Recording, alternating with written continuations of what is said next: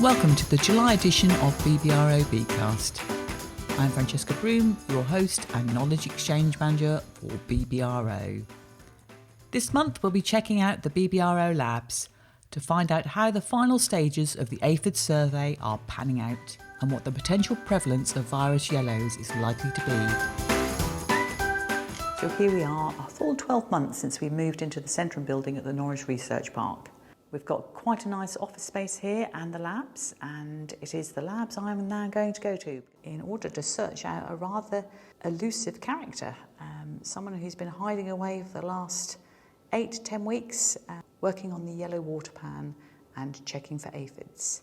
Yes, we're going on the search for Professor Mark Stevens.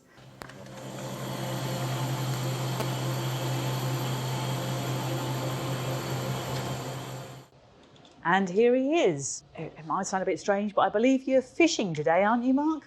Well, I always like to think I can fish every day, Ches, normally with a fly rod in my hand and with a pheasant tail on, trying to attract trout or even a sea trout or salmon if I'm really lucky. But I'm actually looking at one of the final aphid samples that have come in for one of the yellow water pans. And we're getting to that stage of the season now where we've peaked with all the Mysis persicae. There are still a few aphids coming in, but what I'm looking at the moment are Aphis fabi. They have been a bit of a problem in the last sort of 10 days. And the other big problem that's challenging the lab at the moment, and Kate, when she's fishing out those samples, are all the pollen beetles. So they're not coming in to beat, but they are particularly attracted to those yellow bolls that we've got out there at the moment. And we are catching them by the bucketful. So they're not particularly nice because when they sit in a sample for 24 hours, they start to emanate a nice smell. I wish it was a nice smell, but yeah, they're starting to rot. So it's causing us some challenges at the moment. But yeah, aphid numbers, I would say, are very much dwindling as we get into early July. And what growers don't understand is the fun side of BBRO. When you get those samples in and you open them up. Ches, we've seen it all over the years, all sorts of things. But you know, they're there to serve a very important purpose with regard to aphid monitoring. And once again, alongside all the aphid counts that we've had from the field, from the 50 sites, BBRO have been running the yellow water pan network at all our trial sites. And what it has shown is really reinforcing all the messages we were putting back out in March, that it was going to be a busy aphid year. And that's exactly what's happened. We've been at the height of the season catching 600, 700, 800 Mysis persicae a week at some of these sites. We're down at 1s and 2s now, so you can see what's happened. Yeah. Lots of beneficials out in the crop. Most of the crop is way beyond threshold for Mysis persicae, but we are starting to see the first virus symptoms and have been now for about 4 weeks. What is going to be fascinating is just how effective the seed treatments have been. Certainly from what we've seen so far, it does look that there is going to be sort of like two sides to the harvest this year, isn't there? Very much so. So I'm hoping, but it's still slightly too early to really give a complete picture, that the seed treatments have enabled the population to be kept down at low levels. An aphid needs to feed to acquire the chemistry, and if it's carrying virus, you'll get primary infection. But what hopefully they've stopped is secondary spread. And that will have hopefully occurred at 75% of the area, because that's where the seed treatments were used. You know, sprays have clearly been used on the untreated beet, and we know that, you know, some have sadly have had to use all 3 sprays that were available. And we also know that some of the cruiser treated crops towards the end have needed a top-up spray as the pressure mounted. But we are seeing individual plants and small patches throughout, and we'll continue to monitor that throughout July and August to get the full picture of virus yellows, because I do think it will be quite a challenge for some, sadly. It's just reflecting exactly what we thought would happen. If you don't get a winter to take the aphids out and continues to develop and be mild through March, April and May, as we've had with little rain, then those aphids continue to build and spread. The other thing is the beneficials have built as well, although they did seem to be behind the curve slightly, although more recently that's not the case. But it's going to be one to watch. And yeah, just another final comment about Aphis fabi. I know we have taken a number of calls within the BBRO plant clinic and direct calls as well to the team. Don't panic, don't be over alarmed. We are used to seeing high numbers of black bean aphids in previous years.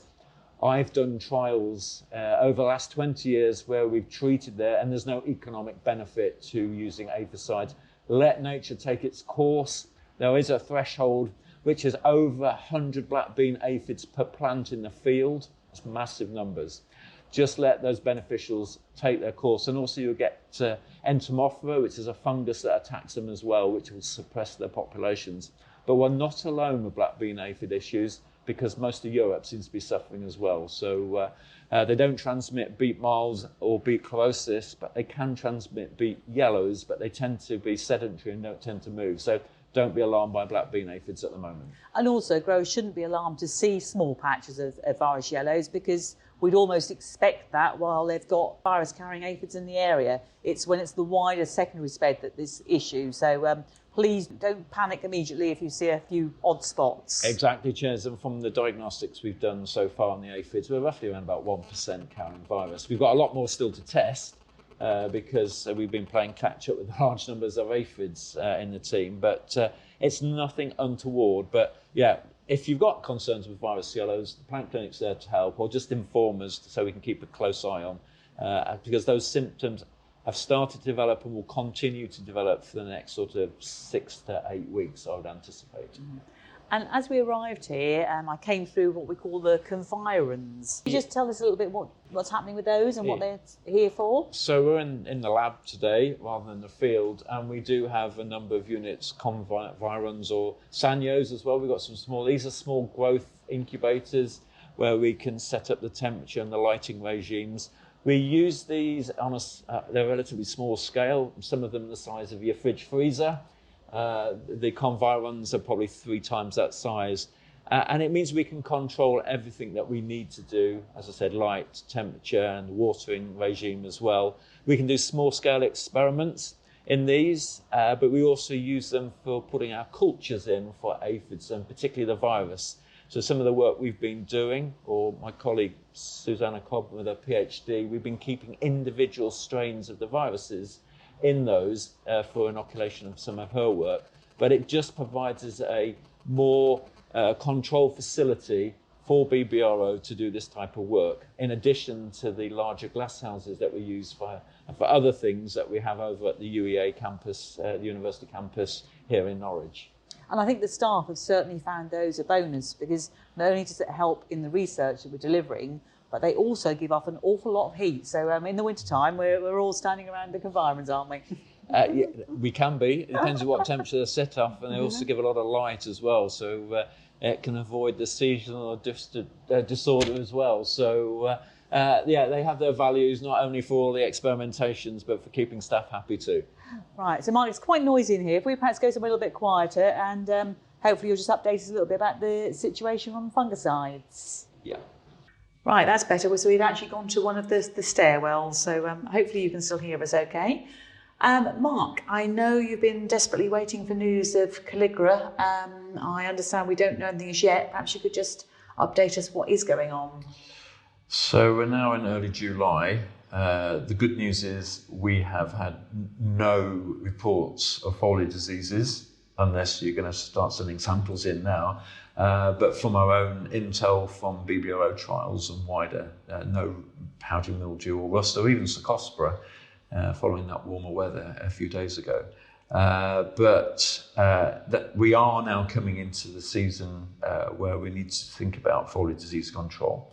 We do have various products already fully approved. So the first one is Escolta, that actually is in its use-up period. But I know some of you will have that on farm.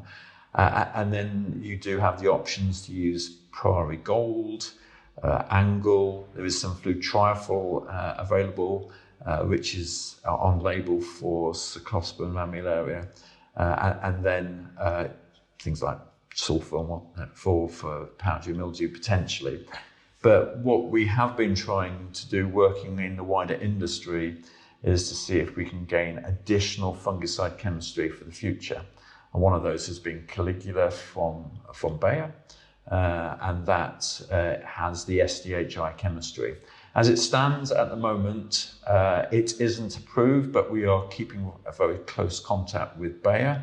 And if things develop and it becomes available for the 22 season, then we'll make sure that this is put in the BBRO bulletin and onto the BBRO website. And I'm sure you'll be contacted more widely by your agronomists, and you'll probably hear from other sources as well.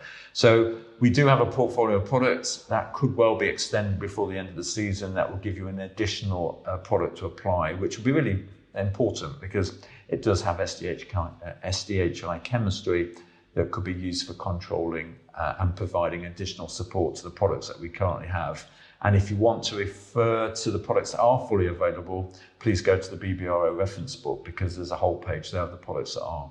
So you've just mentioned Cercospora, and I know, because I'm getting the daily emails now, we've just started the Cercospora risk forecasting. I think they'll be open to growers from the 1st of July. Although we won't actually be sending out texts and things about it until we start to see the temperatures rise. So although we've got this lovely warm weather, we haven't actually hit the humidity levels as yet, have we? No, and that's the important thing to mention, Jez. It's several factors that trigger that warning.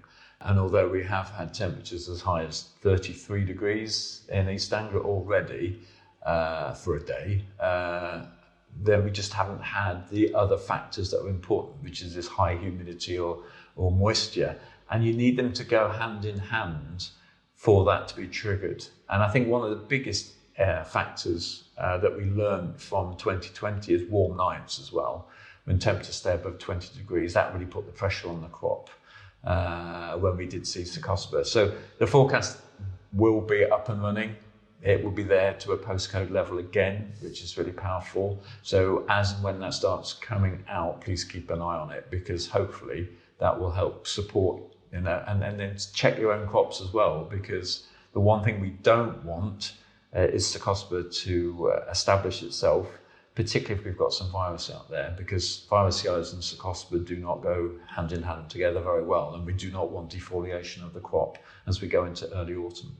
And that's something with the risk forecast. Although we will be sending out details about what's going on, if we find that a particular area is at risk, we are using the postcodes of that, we will send a direct text to the growers in that area to explain that they need to get out and look at the crop. This is not going to be a forecast or a notification to get out and spray. It's for you to go out and look at your crop and just check whether or not you've got any signs there. Yeah, very, very important point to stress, Jez. Yeah, it's there to help you, but it's there to encourage you to check your own situation.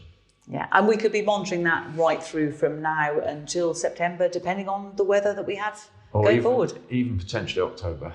Let's hope not, but it will go right through July, August, September, and we'll just keep an eye on the situation. Bang goes those days when I used to look forward to an Indian summer. Well, if we get an Indian summer, then we may get more Cercospora, so it's a double-edged sword. Yeah. Well, thank you ever so much, Mark, and I'll let you go back to your fishing. Thank you. As mentioned, please watch out for any texts relating to the Cercospora risk forecasts and keep an eye out for the advisory bulletin for the latest fungicide news. That leaves me to wish you light rain and plenty of warm sunshine for happy beet and a good cereal harvest. Thank you for listening.